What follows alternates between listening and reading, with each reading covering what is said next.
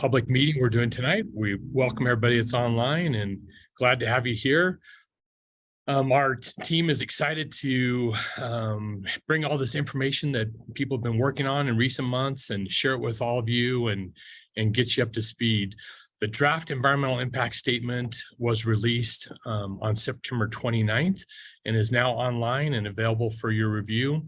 Tonight, what we're going to do is do a quick walkthrough with a PowerPoint presentation of that release and some of the information about that. And then tomorrow we will have an in-person public open house and public hearing that will be held at Fair Park. And then Wednesday night, we'll be sharing the exact same information at the South Davis Rec Center with the same format of an open house and public hearing. Tonight, there will not be a public hearing. It'll just be this presentation to give you all the information about the release of the draft. This meeting is being recorded and it's being recorded on Facebook Live. And for those that want to watch it immediately after this meeting is over, you can watch it there. For those that would like to watch it online, the recording in the next couple of days will be made available online, and you can watch all the same information that we're sharing tonight again. If you'd like to go through later and hit pause and look at things in more detail or share with your friends, those recordings will give you that opportunity to share that information. Our format for tonight is that we'll have this presentation. If you have questions or comments you'd like to make, you can put those in the question and answer function. The chat has been disabled on this Zoom format, but you can put your questions or comments there. If you are on the Facebook version, you need to go to the Zoom link to be able to make those questions in the Q&A tab there at the bottom of your screen. And with that, I'll go ahead and turn it over to Manuel, who's going to give an introduction in Spanish for our Spanish speakers as well. Manuel. Buenas tardes, muchas gracias por asistir a esta sesión pública. Estamos animados para ver respuestas o cualquier preguntas que ustedes tengan sobre el proyecto. Por favor, tomen en cuenta que hay muchos recursos en español en nuestra página web y vamos a estar disponibles mañana noche para reuniones públicas en persona. Por favor, preguntas en español y yo puedo responder en español. Muchas gracias. Thanks, Manuel, and thanks, Dan.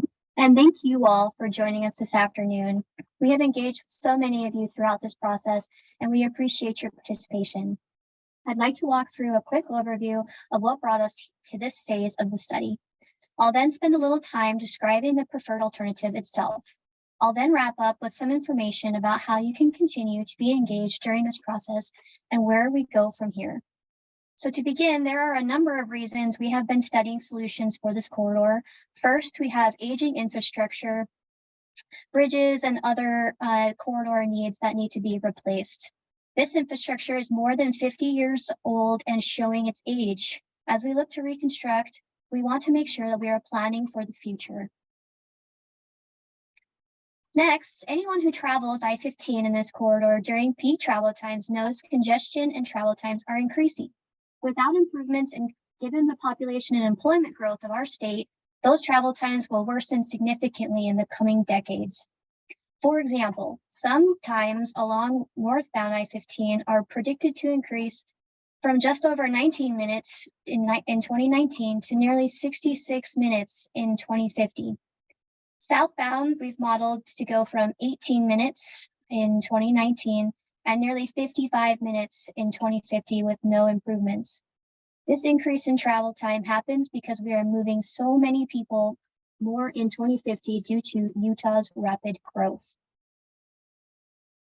We also recognize that I-15 is a barrier in many of our communities. This study provides an opportunity to find solutions to better connect both sides of the freeway, whether you walk, ride a bike, are in a wheelchair, or need access to transit or are driving.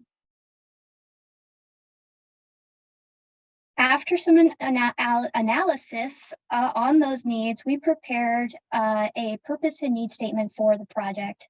This statement, along with input from the communities, has guided our development of alternatives, the refinement of those alternatives, and we have now arrived at a preferred alternative that improves safety, connects communities, strengthens the economy, and improves mobility for all those who use the corridor. Now, let's shift gears into what our team studied in trying to meet that purpose and need. You can see here a listing of many of the different options we explored for meeting the needs of I-15. Some we developed as a team, and some we've gathered from feedback and suggestions from the public. I won't go through this chart line by line, but you can see we analyzed a lot of possibilities, and we refined them through a structured evaluation process known as screening. That evaluation led us to the improvements contained in the preferred alternative, which I'll talk about next.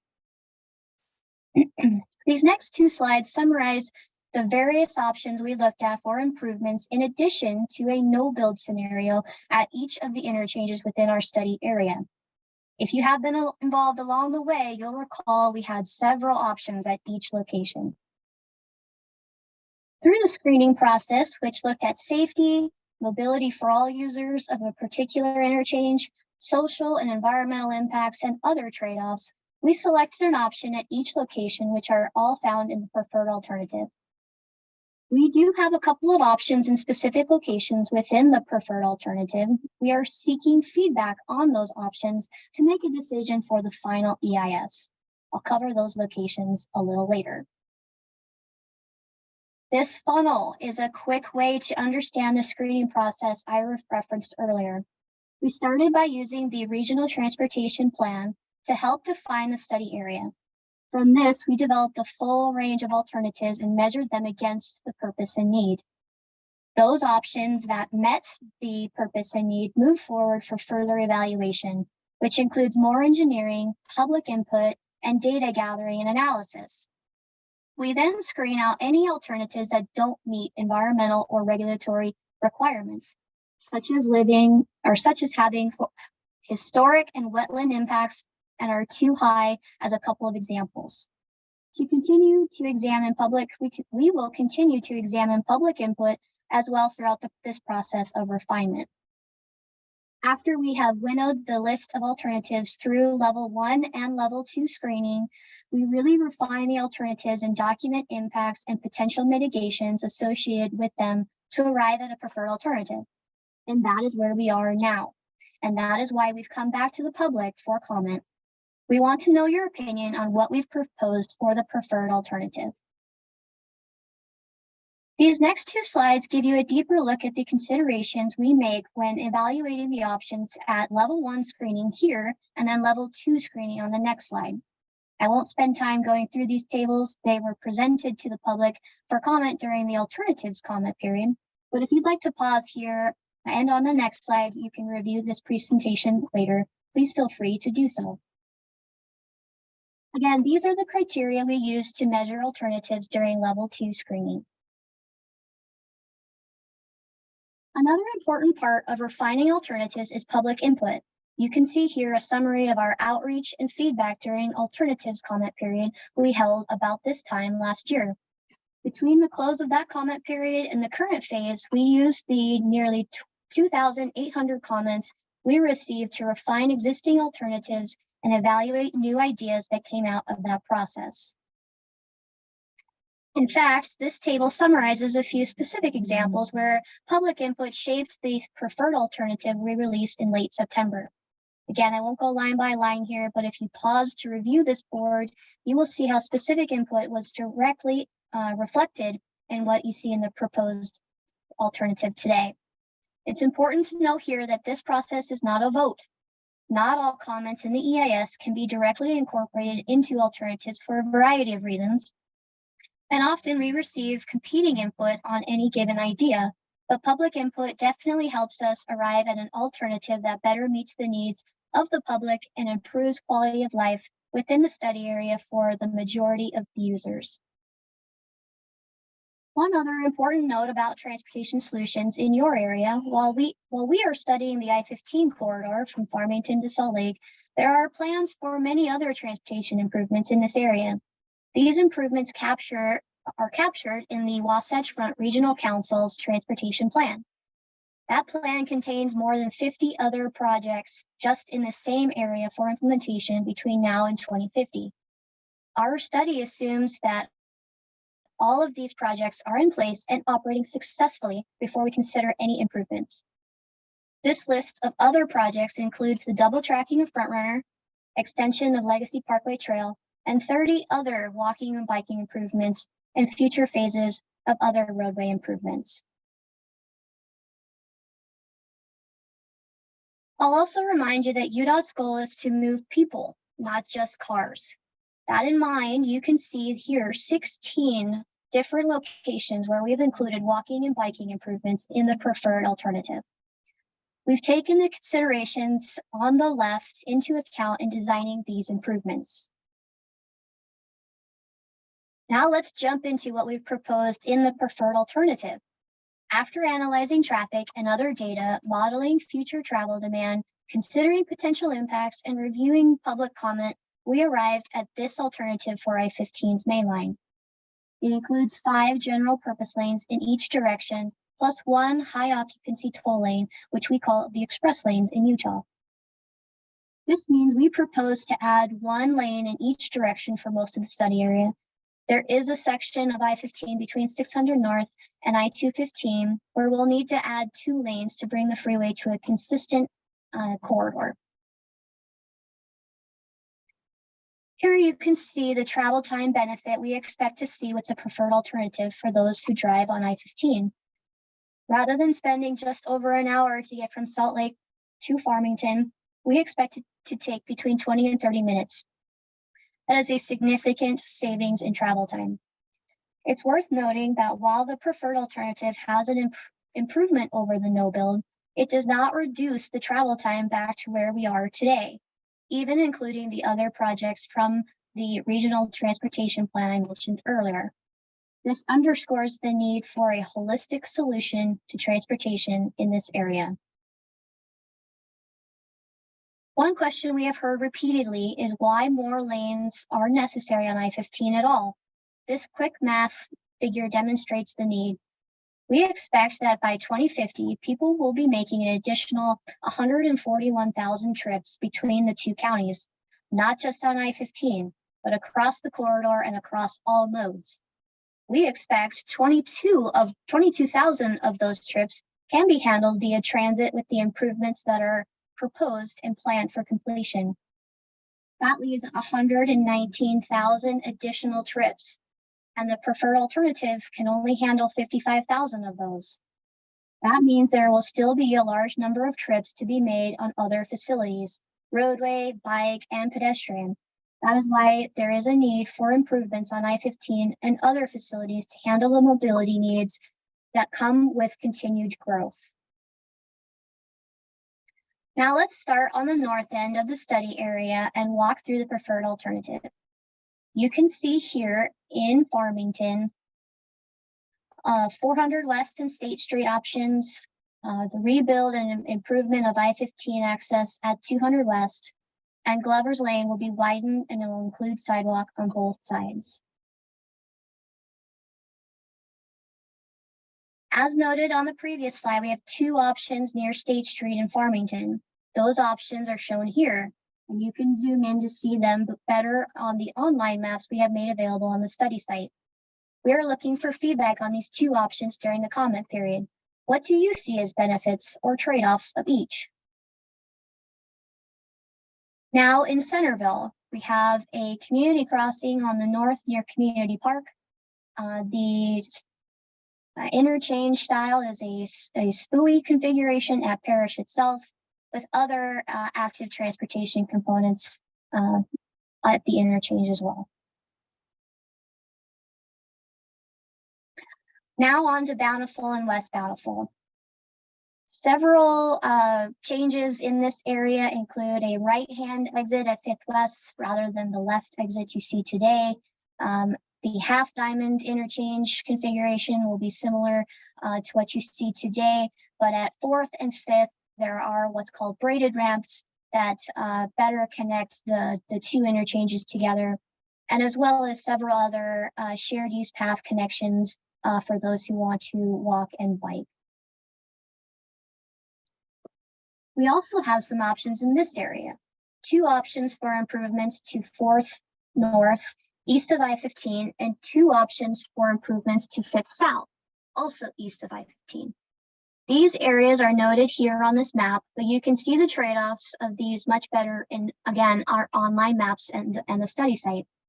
Basically, in both cases, the width of the proposed improvements are the same. We have the option of shifting those improvements to the north or to the south, which would mean impacting properties on one side or the other. Because of this, we would welcome the public's feedback on which might provide the best benefit with the least amount of impacts.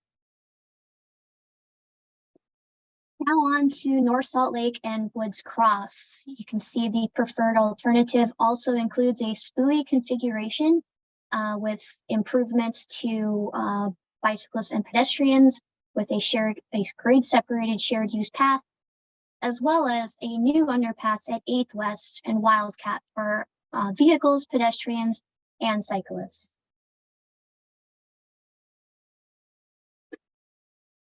In the North Salt Lake Woods Cross area, also we are looking at lengthening structures to accommodate future cities' implementation of active transportation components, a new interchange at 215 and US 89 to get access over to State Street and connections over to 215, and then also looking at Center Street to allow for future bicycle and pedestrian facilities. And finally, to Salt Lake City, a full interchange at 2100 North with access over the railroads via a bridge over to Spec Street, as well as a connection from the existing North Salt Lake shared use path down into Salt Lake City. Spec Street will have a lane reduction in the northbound, taking that extra lane and converting it to a shared use path.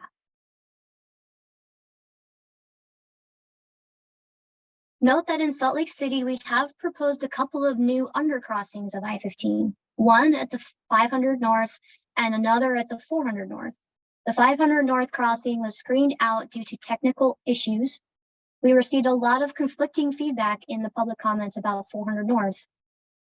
After much discussion among our team and with Salt Lake City leaders, the city is pursuing a community conversation about the right thing to do in this location. And with us as UDOT, a partner, we've invited anyone interested in participating in that process to please contact us.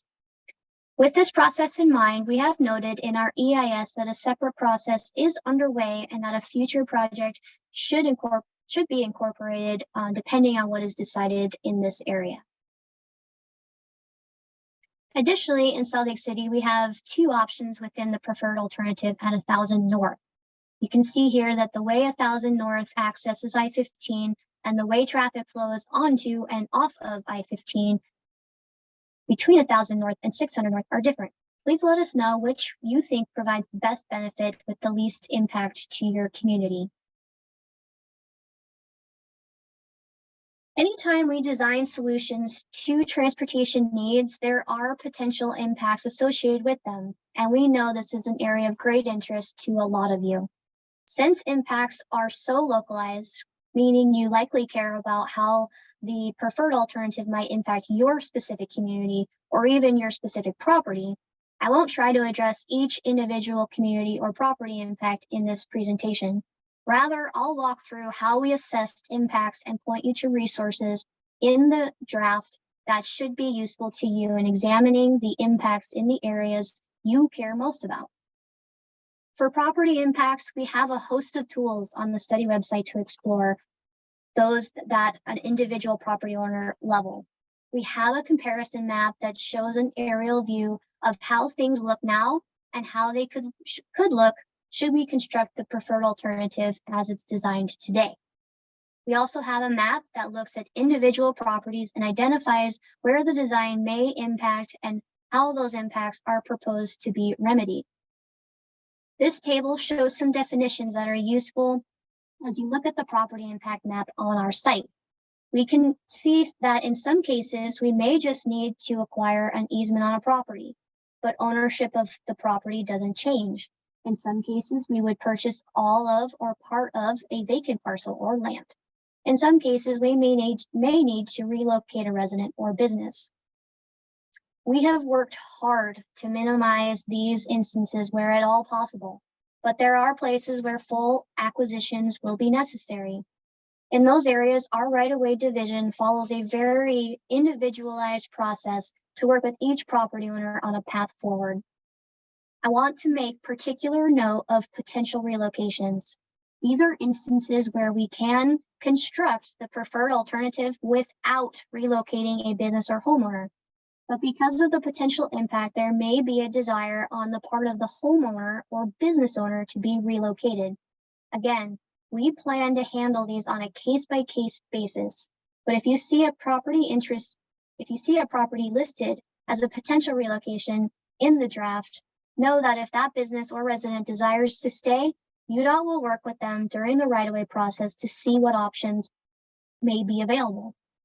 You can see here the specific references in the DEIS related to property impacts, which are in addition to the web maps available on our study site.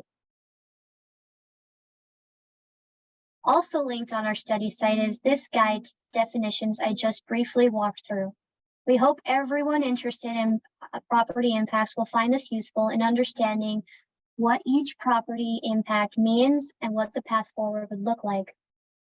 As with other detailed slides, please feel free to pause on this slide to review the detail provided. On to noise. This is a complicated topic, and we have invested a lot of technical analysis time in measuring, understanding, and proposing mitigations for noise impacts associated with the preferred alternative.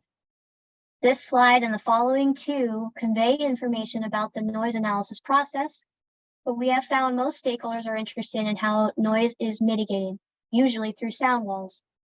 You can find the location of sound walls on the comment map on our website. If you are interested in understanding how we measure and analyze noise impacts, please pause to review this slide and the following two for more information. We have summarized some key points on this slide and also included references to specific locations in the draft where you can dive deeper. We are also happy to answer questions after this presentation, or we invite you to come talk with our team at one of the in-person open houses Dan mentioned earlier. You can also call or email our team. Our contact info is on our study site, and we'll present that at the end of this presentation. As noted, this slide mentions the process for identifying locations for noise barriers. And this slide references some of the technical measurements used in deciding where new noise barriers are needed. Air quality is another very technical topic in the draft, and we know this is also an area of great interest with stakeholders in this corridor. I'll give a high-level overview here, and I'll invite you to ask questions in the chat, visit us at an open house, or get in touch with our team to discuss further if you're interested. We work with the Wasatch Front Regional Council, which is the regional planning entity that includes Salt Lake and Davis counties, to analyze air quality impacts associated with a project. They evaluate how planned transportation projects in the region may impact air quality. The data from the WFRC planning process was used to model projected air quality emissions with and without the preferred alternative. To show existing conditions, this study used data from Utah Division of Air Quality monitoring stations in the study area. That analysis shows that in 2050, transportation-related emissions in 4 of the 5 emission categories will decrease from current levels, whether or not we construct the preferred alternative. While the proposed improvements do result in a slightly lesser decrease in emissions, we are pleased to note there is still a decrease in emission overall from today's conditions. The one category that is expected to increase is PM10, which is anticipated to increase whether the build alternative is built or not. Davis County is an attainment area for PM10, and Salt Lake County is a maintenance area for PM10. Per the regional analysis conducted by WFRC and UDAQ, the increases in PM10 from the project are not anticipated to cause any violations of the air quality standards. The emission reductions in 2050 are largely attributed to adjusted fuel and emission standards, improved vehicle technology, and better fuels for the future. So now the invitation. Please let us know what you think. The comment period began on the 29th of September, and it remains open through November 13th. There are a number of ways to submit comment in person and via electronic means, so please let us know. In addition to this meeting today, we have an open house tomorrow at the State Fair Park from 5 to 7, and another on Wednesday at the South Davis Rec Center, also from 5 to 7. We won't do a formal presentation at either event, but all of this information and our full study team will be available to answer questions and discuss your thoughts and concerns as you prepare your comments. The in-person meetings this week will also include a public hearing where anyone interested will have an opportunity to provide verbal comment recorded by a court reporter. As promised, these are the ways to get in touch with our team if you have questions or need clarification on our process. I will note, though, that to register a formal comment, we'll invite you to use one of the channels listed on our website. For example, we are using our study Facebook group as a way to get information out about the study, but we need stakeholders to submit comment via the form or map or our website or via email or letter of comment period. To close, I'll talk briefly about next steps. As you can see here, we are at the draft phase of this process. At the conclusion of the comment period in November, we will summarize and respond to the comments we receive and make any necessary revisions to the draft. We then plan to release the final EIS and record of decision in the spring of 2024. Should we receive environmental approval, the next step would be final funding, project planning, design, and then construction. As we've noted before, there has been funding allocated for construction in anticipation of the approved project, and that funding is available starting in 2026. With that, I'd like to thank you all once again for participating, not just tonight, but throughout the study process. I'll turn it back to Dan to help with the question and answer portion of our meeting.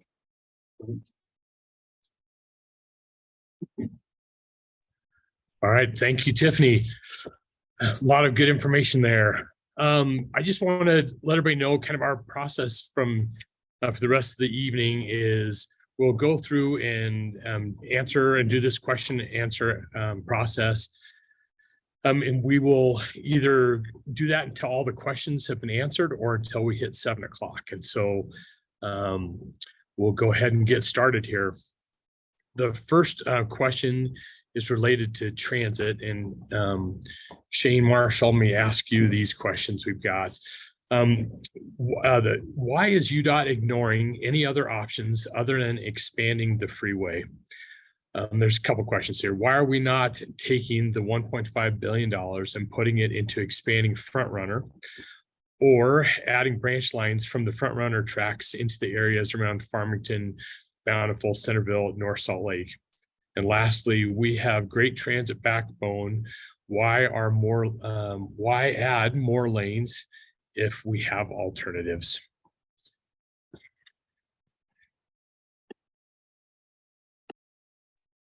Great question. Tiffany answered this a little bit in the presentation.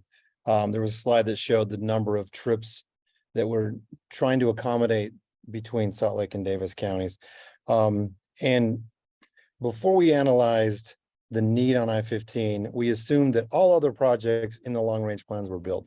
That would include Front Runner double tracking, the BRT line that goes from Davis to Salt Lake County, West Davis. All of those projects are in place before we figured out how many trips do we need to accommodate on I-15. So once all that was assumed, we determined we needed 5 lanes, 5 general purpose lanes plus 1 HOV lane to accommodate all the trips to and from this county. So it's not either or, it's not transit or highways, it's both of those things. And if both of them aren't in place, then we're not able to accommodate the future need. So We are taking into account all of those, and we need all of those to perform well in order to accommodate the future growth of Utah. Okay, great. Thanks, Shane. All right, this next question is more tied to the environmental impact statement document and the environmental impacts.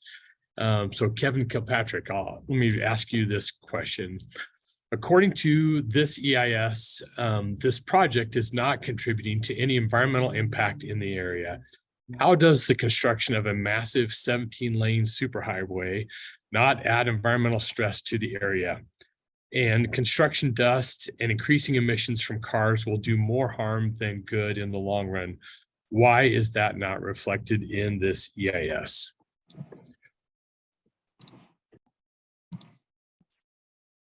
Thanks, Dan. So the draft EIS does disclose our anticipated environmental impacts from the project. I don't think there's anything in there that says there's no environmental impacts. And as described in the draft EIS, the action alternative is 12 total travel lanes, like Tiffany just described, which is 5 general purpose and 1 HOT in each direction. And generally speaking, this is just 1 additional general purpose lane in each direction compared to the existing I-15. So to a large degree, the impact analysis takes into account the difference of the proposed action alternative versus what's already out there with I-15. And our air quality analysis also takes into account the planned travel lanes and the proposed 2050 fleet mix. And all this is described in section 3.8 of the draft EIS. And related to air quality, the I-15 project is also consistent with the assumptions that are in the regional air quality analysis that's conducted every 4 years by the Wasatch Front Regional Council for the Regional Transportation Plan. And their effort also, in addition to I-15, also includes all the other planned roadway transit and active transportation projects in Salt Lake, Davis, and Weber counties. All right, thank you, Kevin. Okay, this next question will be for Alexis. This is specific to bike improvements, Alexis. For additional bike lanes, you are adding an overpass. Are you intending to add barriers to keep those bike lanes separated from auto traffic? And the statement that paint is not a barrier. Thanks, Dan. So the simple answer is it kind of depends where you are on the corridor. The main takeaway from what we have shown here in the draft EIS is that we are interested in clearing enough space in our footprint to accommodate walking and biking improvements that are really comfortable, have nice wide standards, have buffers or barrier separation from traffic. So 600 North, for example, you'll see in some of our collateral on our study website that we've shown a couple of different visual alternatives for what this could look like. And that's based on community conversations. What we're hearing is important to the community. We've heard a lot about the 300 West cycle track that was just constructed in Salt Lake City. Folks really loving kind of the comfort and usability of that. So looking at behind curb options. So really what we want to do, especially for 600 North in Salt Lake City, for example, is wait for the city to finish conducting their 600 North corridor study, which is currently underway, and incorporate or at least accommodate and provide opportunities for the city to implement that corridor and that cross section based on what their findings are. So our goal is to clear the space and make sure that the local communities have opportunity to construct the facilities that they deem important and appropriate. All right, very good. Thank you, Alexis. Okay, this next question, Brandon, is for you, and it's about the environmental impact statement process. And so the question is, based on past experience with the UDOT gondola EIS, is there a point in even giving an opinion or commenting on this EIS? It seems that UDOT doesn't want to listen to the local communities and will do what they want. Again, this is based on the fact that the Little Cottonwood gondola construction is still happening, even though most people agreed that it was the worst option. So there's absolutely a reason to comment on this public process. We go out and we try to do our analysis and learn what we can by measuring things, but it's also very important for us to talk to people and hear their ideas and what their view is on what needs to be done in the future. So it is very important. Tiffany touched on in the presentation that it's not a vote, but we do listen. And I think anybody that's been involved with this project from day one can see that it has made differences in what we're looking at on these alternatives in the draft. So even though it can be frustrating and it doesn't come down to popular opinion, public input is very important and we take it seriously. Very good. Thank you, Brandon. Okay. All right. Thanks, Brandon. Can I add to that? Shane Marshall, you have a comment you want to add to that? Yeah, I want to build on what Brandon just said and what Alexis said right before that. The interchange at 6 North really is driven by the public input. It's completely different than the proposal looks completely different than what is out there today. And that was largely driven by feedback that we received from the community. As you move up the corridor to the north, there's a new interchange that is going to accommodate trucks that come to and from State Street or US 89. That was also driven by public comment. So I think there are many instances throughout the corridor that you could point to that say this is there, or we changed it because of public comment. So absolutely, your voice matters and things will change and have changed because of your feedback. Great. Thanks, Shane. Okay, Alexis, this next question is for you, and it's about pedestrian improvements. The question is, what is your plan for the walking path on 2600 South for the students living west of I-15 who are walking to Woods Cross High School and South Davis Junior High School?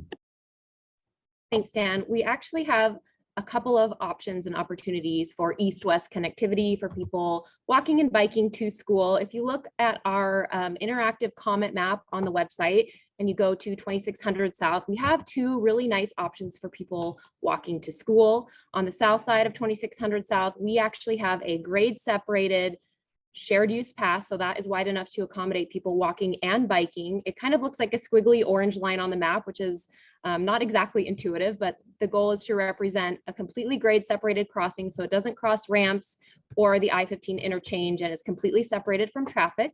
We also have a shared use path on the north side for this new connection of Wildcat Way underneath I-15 there. That will also have a shared use path connection for that east-west connectivity.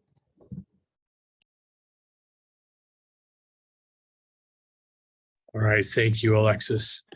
Okay, this next one is for Mike Romero, and this is about property impacts. Assuming approval in spring of 2024, when do you expect to start working with impacted property owners and businesses? And has funding been approved for buying out or settling with the impacted businesses or property owners? Mike? Thank you, Dan. We are currently working through the process with property owners. We have had property owners reach out to us. And so if you look at this and you look at property impacts in your home or your business is one of those that have been identified in the study as being impacted by the property, please feel free to reach out to us and we will work with you starting today. There isn't a need to wait. Now we might need some clarification on what the final design looks like, but we can start those conversations.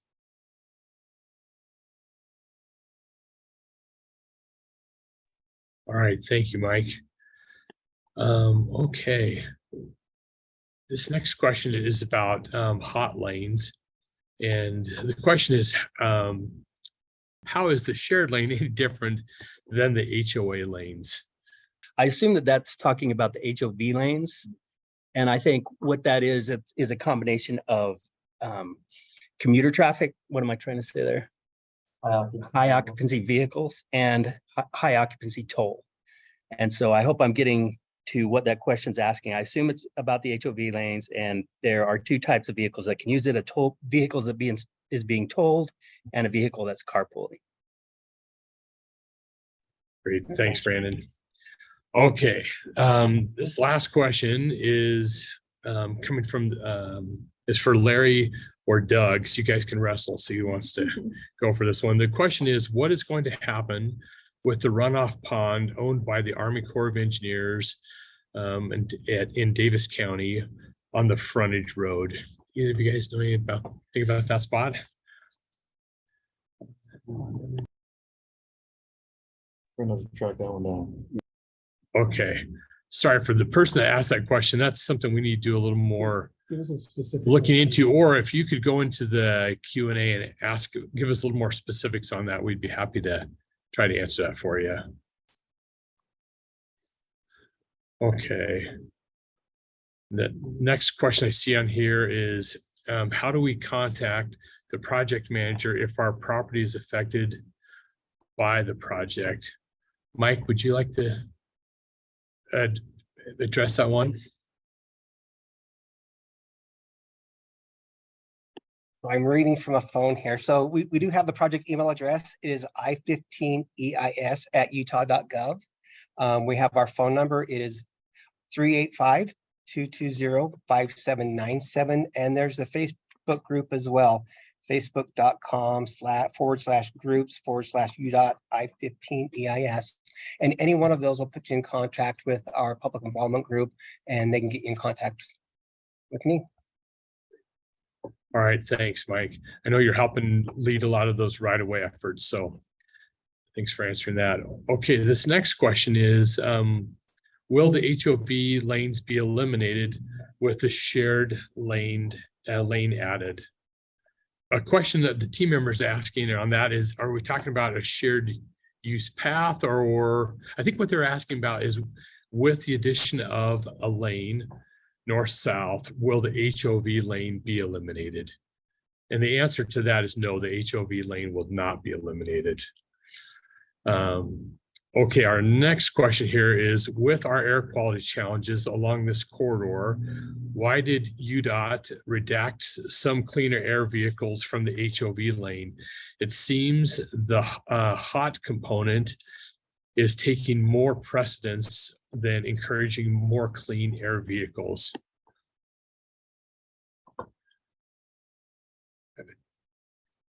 I Team can take member? that one, Dan. The policy related to the high occupancy toll lanes are largely policy decisions made by our elected officials. All right, thanks, Tiffany. For folks that are online and ask these questions, if we aren't fully getting your question right and giving you the answer you're looking for, I'd encourage you to hop on the website. You can see the email address there. Send us an email, ask us, with more specificity in your question, and we will definitely get answers back to you. One thing we also do on the website is we do update our frequently asked questions from time to time. So if you or others are having some questions and you'd like some more answers to those, then let us know, get those questions, and we'll find a way to get you those answers, whether updating the website or getting with you directly. Okay, this next question I have here is about, can we explain what is happening with the right-hand exit at 500 West in West Bountiful? And Doug, I'll hand that to you. Thanks, Dan. That existing 500 West exit that occurs on the left side as you travel southbound I-15 is being reconstructed in the basically the same location, just on the right-hand side, really similar to a lot of other off-ramps on the freeway.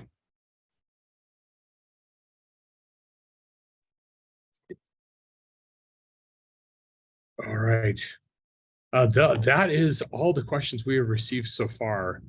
What we can do is wait here for a few minutes and see if anybody has any questions they want to get in here real quick, and we'll give it just a couple minutes and then we'll wrap up. What I would just remind, as we're giving that a couple minutes, if anybody wants to get a last question in, is make sure that everybody knows once again about the open houses tomorrow night in Fair Park, and then on Wednesday at the South Davis Rec Center. We'd love to have you come out. Just a reminder again, it's going to be an open house format. If you just want to come and ask a simple question, our entire study team will be there and we can help answer questions.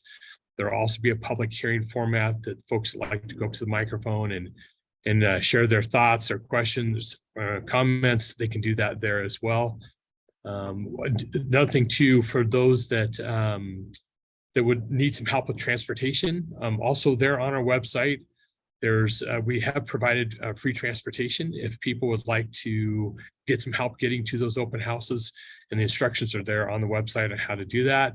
We're also going to have food trucks like we did at our last round of open houses. And so if you come to the open house, come in and get a ticket, and you can then go out to the food truck and get a meal, which we'd welcome you to do. We also will have a kids corner provided if people would like to bring their kids and they want to have a discussion. There's a place for your kids can play and learn a little bit about safety and transportation during the open house. So, okay, looks like we do have a couple more questions that have come in here. Okay, so the first question is, has funding been approved for property acquisitions? It says resolutions. I think they mean, has funding been approved for property acquisitions? We are currently working with property owners whose property has been identified in the study, and we're dealing with that on a case-by-case basis. So we do encourage you to reach out to the PI team through any of our communication tools, and just encourage you to reach out, and we're more than happy to talk to you. Okay, great. Thanks, Mike. Manuel, would you mind just sharing if anybody would like to ask any questions in Spanish that you're available, and our communications team also, if people offline want to ask questions, they can email us in Spanish as well. Un recordatorio para todos que hablan español. Aquí en la reunión pueden preguntar preguntas en español y estoy disponible para traducir y proveer cualquier respuestas necesarias a esas preguntas. Gracias. All right, thanks, Manuel. Okay, we got a couple other questions here that have come in. One of the questions is, we couldn't find the plan for the Parish Lane interchange. Can you explain what is the current option? Doug, if you take that one. Yes, I can take that one. Thanks, Dan. And sorry you were having trouble finding that from the project website. If you will scroll down through until you see the comment map, you should be able to then see the various options that we have proposed along the corridor. But the Parish Lane location, we're proposing a single point urban interchange with a northbound bypass lane, a lane that exits and goes underneath Parish Lane, in addition to the normal exit to Parish Lane. And that lane, that bypass lane, would then direct traffic to the frontage road on the north side of Parish up by the current McDonald's.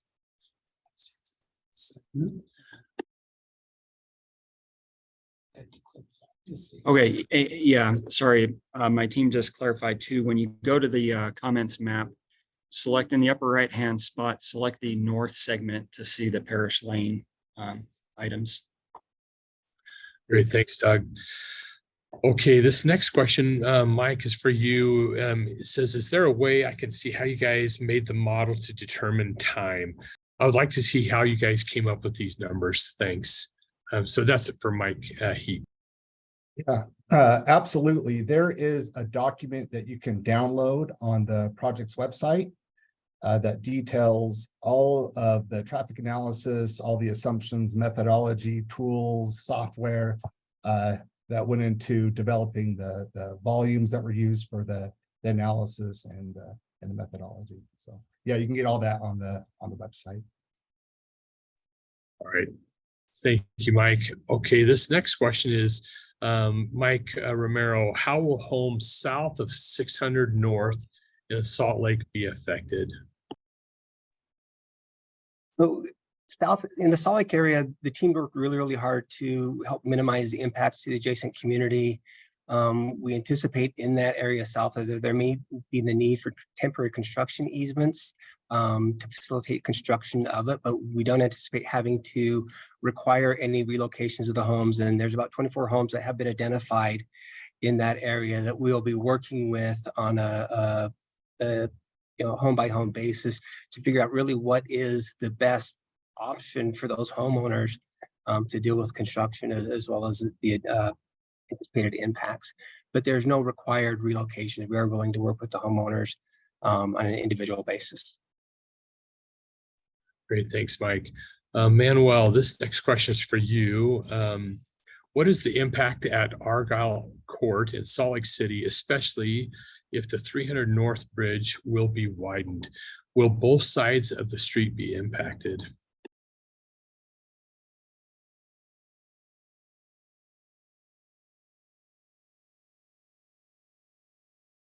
Yeah, I'm just looking at looking at the map here. So Argyle Court, let me get a clarification on that question here.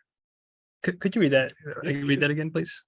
You bet. I can read that again. No problem. The question is, what is the impact at Argyle Court in Salt Lake City, especially if the 300 North Bridge will be widened? Will both sides of the street be impacted? So on Argyle Court runs parallel to the freeway. So with a 300 North underpass under the freeway, it will be slight increase in the width, but those are, that's in the plan. It was not anticipated that would affect any homes in the surrounding area. So, but there is anticipated width for that street underneath the freeway.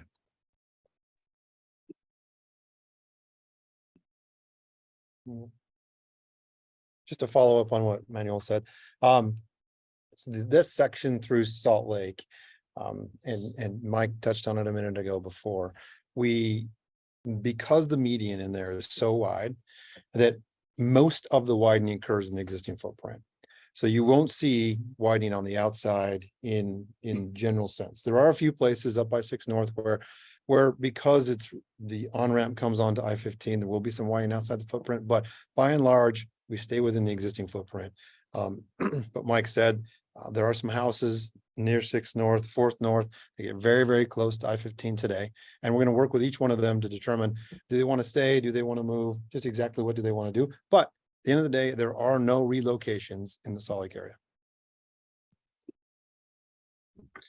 All right, thanks, Manuel and Shane. Doug, this next one's for you. This is actually a clarification of the question that was asked earlier about the pond. And the question is, I was asking about, I was asking the question with regards to the pond along the frontage road just south of Chase Lane and the impact to that pond. Curious what the plan is with the pond. I got it. And thanks, Jennifer, adding that clarification. And I'm going to go ahead and answer the next question to Dan that also asks about water retention basins in this general area of Centerville. As that frontage road is moved after the freeway is widened, there is some impacts to the existing retention and detention ditches throughout Centerville. The project will work with, throughout the corridor, will work with the local agencies, in this case, particularly Centerville, on coming up with a plan that addresses where that stormwater needs to go, something that would be in harmony with their local area master plans. And we will find suitable ways to route that drainage to areas likely west of the corridor, west of Legacy Parkway, in fact. And we'll work with Centerville City on those specifically, and any ponds that are impacted. Great, thanks, Doug. Okay, Larry, this question's for you. Why is the new interchange at I-215 and US 89 free flowing? Yeah, thanks for the question. Currently, the traffic demands of our design year of 2050, it shows that the interchange that we have proposed works for those traffic demands. Although in that interchange, we have made provisions for a future flyover or system-to-system interchange if it's required. So we wouldn't prevent it, but our traffic demands don't require it at this point.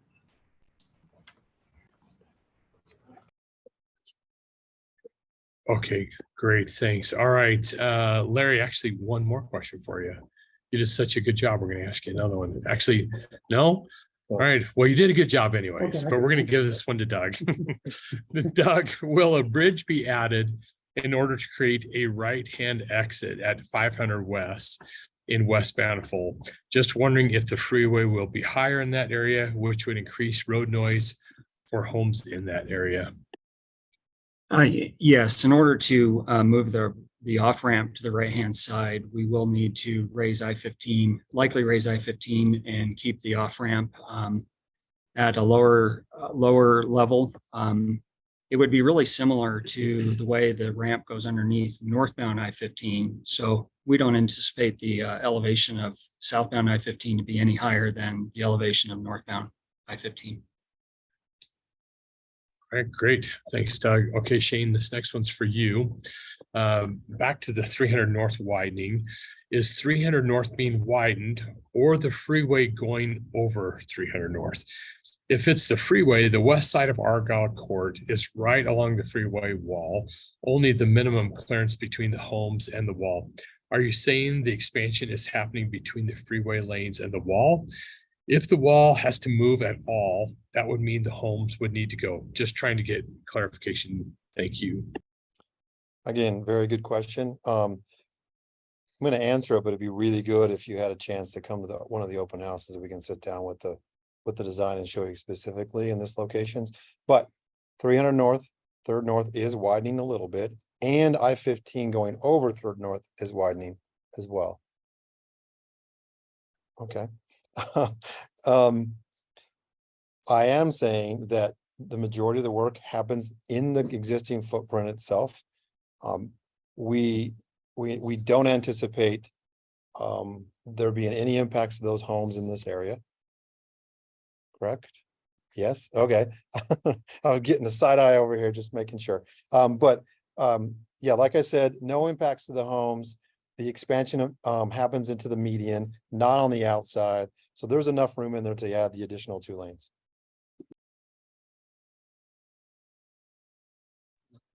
Hello? Okay, great. All right, thanks, Shane. Shane or Larry, this next question is for you. I'll just let you guys, I'll read it and see which one of you would like to answer it. Okay. Would there also be frontage road made on the west side of the 600 North area? How sure are we that the highway expansion will fit without a median to utilize the space in? Shane, you want to take that? Oh, I missed the question. All right. I'll give it to you one more time. Would there also be a frontage road made on the west side of the 600 North area? How sure are we that the highway expansion will fit without a median to utilize the space in? Okay, Larry, you're getting the call on this one. So between 600 North and 1000 North, there's what we call a collector distributor that is on the east and west side that will connect the 1000 North to 600 North, but that is north of the homes. And so we are not creating a frontage road south of 600 North or north of 1000 North. So the impacts resulting from that don't result in impacts to residential businesses or residential homes.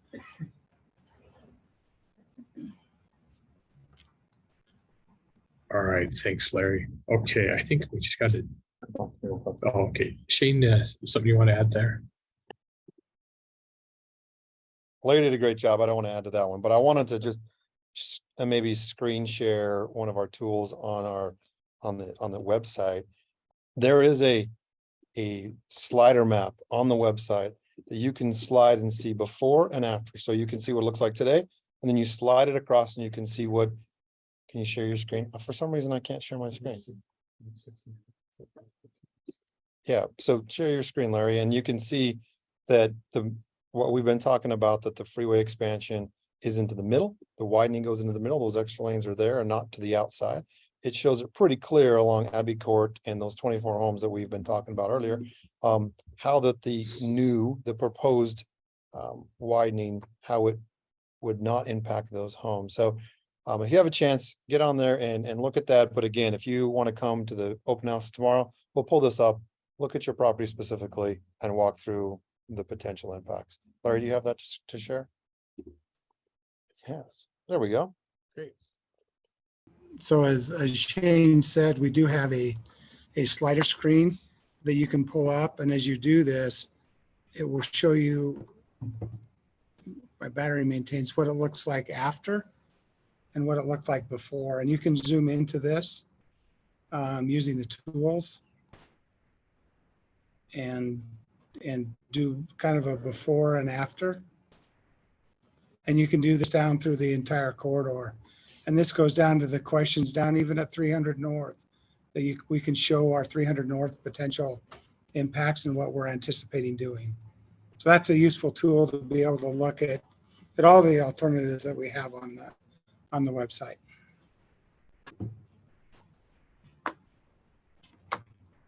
Thanks, Shane and Larry. Okay. Two other questions here.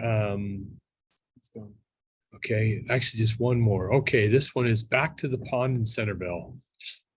Is there a way to be involved in those conversations with Centerville City?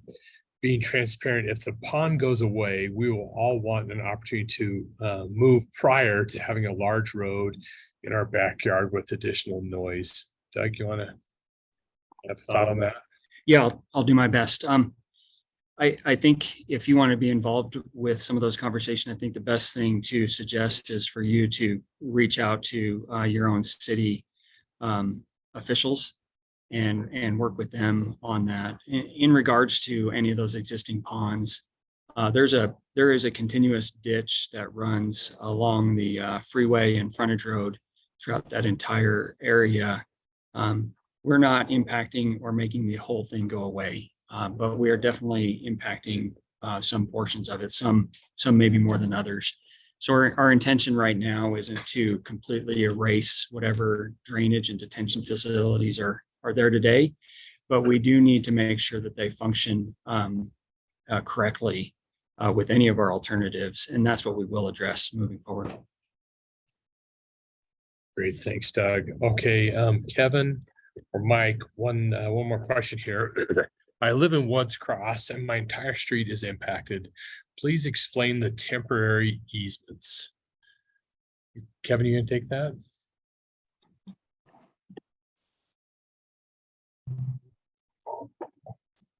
Yep. So that one, Dan, the temporary construction easements in that area, we're referring to replacing the noise wall in the backyard. So, but there would need to be construction activity in the backyard for contractor to go in, get rid of the existing noise wall and replace it with a new one. So there would be no change in ownership, no reduction in property, just a replacement of the noise wall. Great. Mike, anything you want to add to that? Nope. Okay, great. All right. Well, folks, that is the last question we had. Looks like we've had a number of people start to drop off. I'm assuming we've been answering a lot of those questions people had for tonight. Again, reminder to come the next couple nights. Also encourage you to share this video with your friends or neighbors. Also, just that if anybody has any of these, some of these right-of-way questions that come up, if anybody would like to meet with anybody from a right-of-way team or have them come and visit with you, please use the email or phone number and get a hold of us, and we'll get the right person to come out and help answer your questions. Thanks for all of your interest in the study area, and thanks for participating tonight. Tiffany, anything you want to?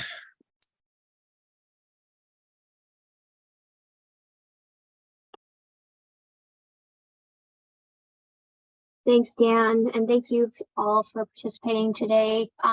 Because we have just a couple of extra minutes, I thought it might be beneficial to go to our website live. This is the content that we have been using as we're answering questions today, and just kind of walk the group through what's online and how to get the information that we've been pulling up and sharing with you. And so the URL I-15 EIS.udot.utah.gov. Any search engine, if you want to just type in I-15 EIS Utah, it'll be the first link as well. And on here, just an overview of the study and kind of the study area. I will highlight the word study area. This is not an impact map. This is a study area map. And then you all are obviously joining the virtual option today. But in the future, when you come back to this website and maybe you want to watch that recording, the video of tonight will be placed here. Additional information on the two in-person opportunities coming up to tomorrow and Wednesday. And then we get into all of the technical analysis. Up front and center, we have summary and the slides I talked about today. So again, if you want to pull up any of those are the condensed version, I'll say, of the document. But then we jump into, we've broken out all of the chapters based off of interest level of what you might have. So up front and center, purpose and need, and all the alternatives, and then all of the environmental and mitigation discussions and so forth. And so all of these documents are readily available. And then the tools that, Shane and Larry and, my team have been pulling up are right here. This is the property impact map. You can click on this. We do have a legend, narrating what our right-of-way impacts are looking like. That comparison tool that Larry brought up is right here. So again, those tools are readily available to you all.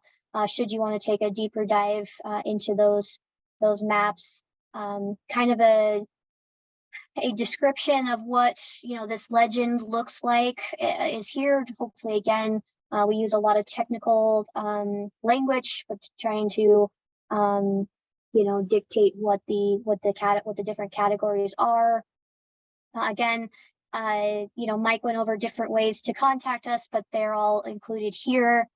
To give a comment directly, you can. These are our interactive maps. You can click on those and write down your comment geospatially. That helps our team understand exactly where you're talking about. So, the commenter about the pond, you can go in there and put a comment right where you are aware of something that we may not be. And then, if you have a general comment, there is a comment form here. And then, we'll update this based off of some, really great questions that we got tonight. But over the last several years, we have been collecting, some questions that we get asked frequently. They are all located on our website as well. And then the traditional environmental timeline that the state follows for a study. That was really quick, but again, I just wanted to point out that these are all live on our website, tools that we hope facilitate any questions or comments you might have. And again, thank you so much for your time tonight, and we really appreciate the continued discussion with communities as we look at some solutions to this corridor. Have a great night, everyone.